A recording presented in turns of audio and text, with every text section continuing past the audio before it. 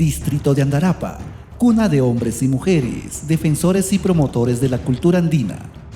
A pesar de ser un distrito rural, camina rumbo a ser el próximo destino turístico, cultural y de aventura extrema.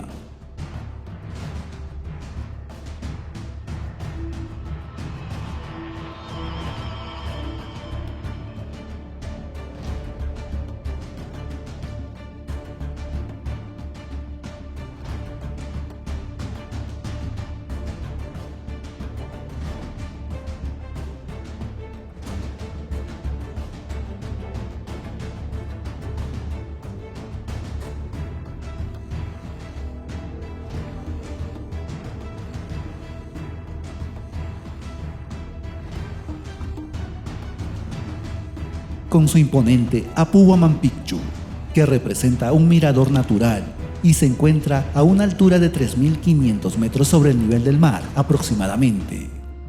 Desde este lugar se puede apreciar los apus más altos de las regiones Cusco, Ayacucho y Apurímac.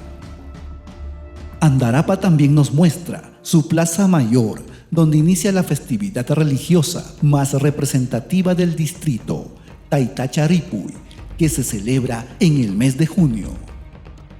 Al llegar a este distrito, puedes sentir la acogida de su gente, muy solidaria, que te hacen sentir como en casa.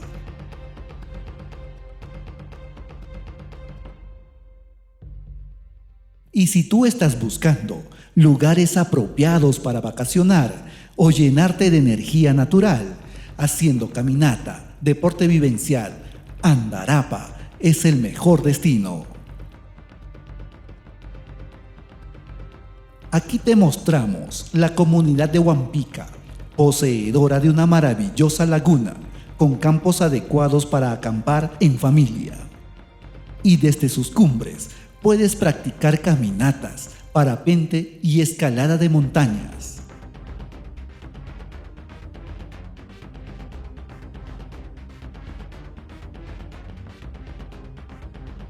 En este mismo lugar encontramos el imponente Torre Chayoc, una especie de gran obelisco natural de roca firme para los amantes de la escalada.